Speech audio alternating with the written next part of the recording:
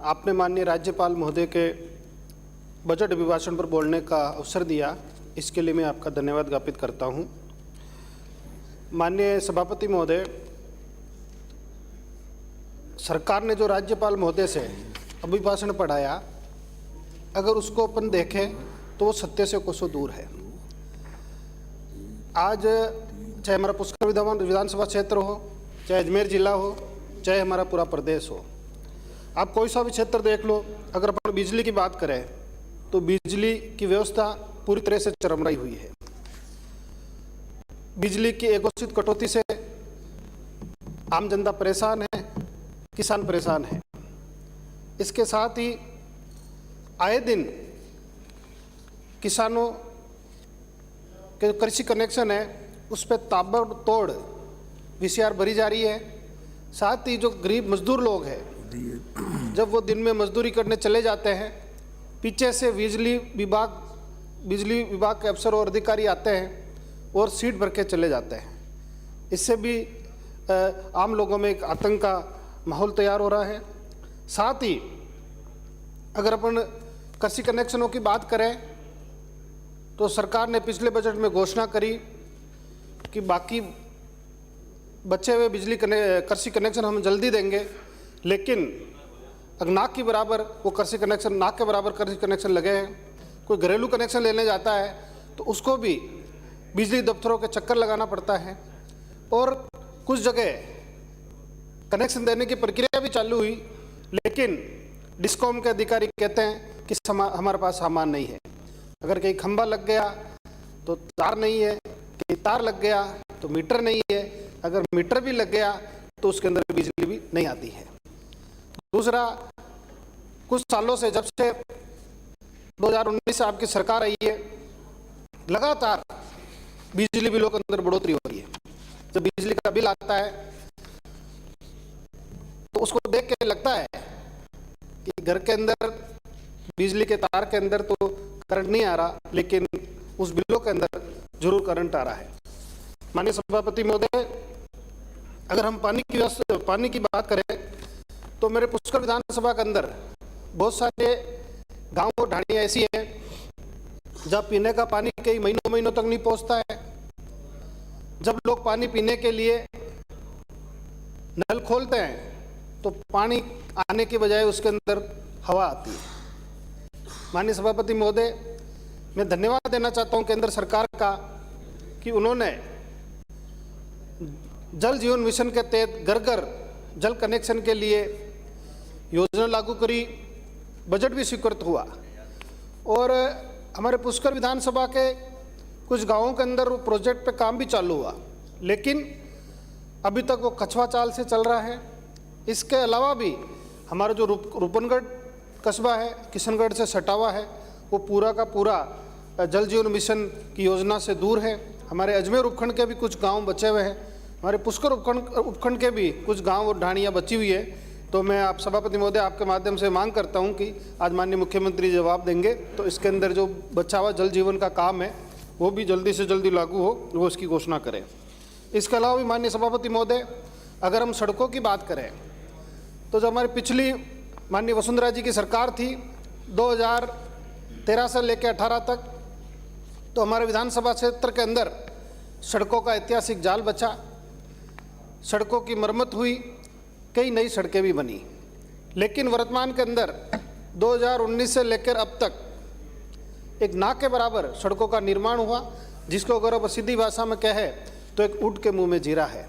समझ में नहीं आता, सड़कों पे चलते हैं कि सड़क के अंदर गड्ढा है या गड्ढे के अंदर सड़क है। तो माननीय सभापति महोदय, आप सरकार को निर्देशित करें, क्योंकि आम जनता सड़कों पे चलती है, तो कम से कम जो सड़कों की दुर्दशा है वो तो ठीक करें। माननीय सभापति महोदय, इन सब बिजली पानी की समस्या को देख के जब हम गाँव में जाते हैं तो आम जनता नारा लगाने लगी है। पहले तो राजनीतिक दल के जो लोग होते वही लगाते थे, लेकिन अब आम जनता नारा लगा रही है कि बिजली पानी दे ना सकी वो सरकार निकम्मी है, और इस निकम्मी सरकार को हमें बदलना है। ये नारा आम जन के मुँह से हमें सुनने को मिलता है। माननीय सभापति महोदय, अगर हम कानून व्यवस्था की बात करें तो आप देख ही रहे हो, आए दिन जब सुबह अखबार में देखते हैं तो कभी कोई किसी को गोली मार देता है, किसी क्लब के सामने खुलेआम फायरिंग करके चला जाता है। हत्या, डकैती, बलात्कार, लूटपाट, चोरी चकारी जैसे संगीन अपराध ये आम बात हो गई है।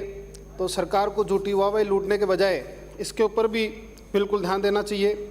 इसके अलावा भी माननीय सभापति महोदय, अगर हम भ्रष्टाचार की बात करें तो सरकार का चाहे कोई भी विभाग हो, चाहे राजस्व विभाग हो, चाहे बिजली विभाग हो, चाहे पुलिस विभाग हो, सारे के सारे विभाग के अधिकारी और कर्मचारी दोनों हाथों से आम जनता को लूटने का काम कर रहे हैं।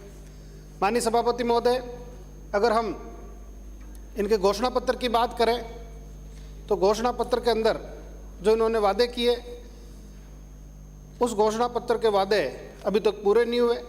बेरोजगार और किसानों के साथ गुमराह करके, धोखा करके, छलावा करके सरकार में तो आ गए, लेकिन 4.25 साल बीत जाने के बाद भी उनकी कोई सुध नहीं ले रहे हैं। बेरोजगार उम्मीद लगाए बैठे हैं कि 3500 रुपये प्रति माह मिलेगा, लेकिन 35 पैसा भी आज तक उनके खाते में नहीं गया। किसानों ने सोचा कि पार्टी ने घोषणा करी है, घोषणा पत्र में शामिल किया कि किसानों का संपूर्ण कर्जा माफ़ करेंगे, लेकिन किसी का कर्जा माफ़ नहीं हुआ। माननीय सभापति महोदय, बेरोजगारों पे मार और तब पड़ जाती है जब बार बार सरकार के कुशासन और कुप्रबंधन की वजह से पेपर लीक हो रहे हैं। बार पेपर लीक से बेरोजगारों में हताशा है, परेशानी है, और अब बेरोजगार इकट्ठे होकर बेरोजगार सब संयुक्त होकर उन्होंने तय किया कि पेपर लीक सरकार को 2023 में हम वीक करेंगे। ऐसे संकल्प के साथ वो सरकार से बदला लेने को आतुर है। अभी हाल ही के अंदर फसलों का खराबा हुआ। अभी आज माननीय मुख्यमंत्री जी राज्यपाल जी के बजट के अभिभाषण पे जवाब देंगे, तो मैं आपके माध्यम से मांग है कि राजस्थान के किसान और हमारे विशेष तौर से अजमेर के अंदर हमारे पुष्कर के आसपास आंवले की बड़ी खेती होती है, गुलाब की खेती है, और भी नाना प्रकार के फलों की खेती होती है, तो बिल्कुल लगभग सारे के सारे नष्ट से हो चुके हैं, तो उनके मुआवजे के लिए उचित पैकेज की घोषणा करें। इसके अलावा भी हमारे बहुत सारे गेहूं की फसल है, सरसों की फसल है, चने की फसल है, तो लगभग सभी फसलें चौपट हो गई है। तो आज राजस्थान की जनता को, किसानों के लिए विशेष पैकेज की घोषणा करें, जिससे कि उनको राहत मिल सके। इसके अलावा भी माननीय सभापति महोदय, मैं जहाँ से विधायक आता हूँ वो तीर्थराज पुष्कर एक अंतर्राष्ट्रीय स्तर का स्थान है। देश और दुनिया के लोग वहाँ आते हैं। पिछली सरकार में माननीय वसुंधरा जी ने लगभग 24 करोड़ का एक एंट्री प्लाजा के नाम से एक प्रोजेक्ट स्वीकृत किया था। लगभग 12 करोड़ रुपए की लागत से वो बनके तैयार भी हो गया और 2018 में उसका लोकार्पण भी कर दिया। लेकिन अगर हाल ही के अंदर अभी नवंबर 2022 के अंदर माननीय मुख्यमंत्री जी को प्रशासन द्वारा गुमराह करके वहाँ मेले के अंदर बुलाया, मेले में आए, हमने स्वागत किया, मैं भी गया था। लेकिन जिस तरह से जो एंट्री प्लाजा का लोकार्पण 2018 में कर दिया, उसी एंट्री प्लाजा का लोकार्पण 2022 नवंबर 2022 में कर दिया।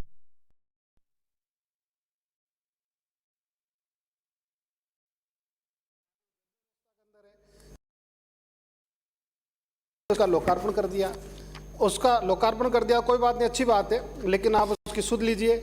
उसकी व्यवस्था के लिए जो कर्मचारी लगने लगी है, पैसों बाहर भी आपको नहीं पड़ेगा, क्योंकि ब्रह्मा मंदिर का जो ट्रस्ट है उसके अंदर करोड़ों रुपए पड़े हैं, पैसे वहीं से जाने, तो उसका एक सफलतापूर्व संचालन हो, उसकी व्यवस्था भी आप लोगों को करनी चाहिए। पुष्कर विकास की मैं कुछ महीनों से सुन रहे हैं बड़ी बड़ी बातें। जयपुर से टीम आ रही है, सर्वे कर रहे हैं, पर अभी तक एक ईंट भी पुष्कर के अंदर नहीं लगी है। तो माननीय सभापति महोदय, सिर्फ घोषणाओं से कुछ नहीं होता, जल्दी से जल्दी तीर्थराज पुष्कर के अंदर, क्योंकि सरोवर के अंदर गंदा पानी जाता है, उसकी रोकथाम अति आवश्यक है, उसके लिए कोई व्यापक योजना बने। इसके अलावा भी अजमेर से लेकर मेड़ता रेलवे लाइन है, उसकी वर्षों से मांग है, वो केंद्र सरकार ने उसको स्वीकृति भी दी थी बजट में और उसका सर्वे भी चालू है, लेकिन राज्य सरकार को निःशुल्क रेलवे को ज़मीन देनी है। तो मैं मांग करता हूँ कि जल्दी से जल्दी राज्य सरकार रेलवे विभाग को निःशुल्क भूमि उपलब्ध कराए, जिससे कि रेल जो लाइन का काम है वो प्रगति करे। इसके अलावा भी हमारे पुष्कर राज के अंदर सड़कों का निर्माण, नालियों का निर्माण, अलग से रिलेटेड रोड बने। इसके तहत एक ब्रह्मा कॉरिडोर के नाम से बजट के अंदर माननीय मुख्यमंत्री जी घोषणा करें, जिससे कि हमारे तीर्थयात्रा पुष्कर में आने वाले जो यात्रियों को सुविधा मिले, मैं माननीय आपके माध्यम से मांग करता हूँ और आपने मुझे बोलने का मौका दिया। आपका बहुत बहुत धन्यवाद।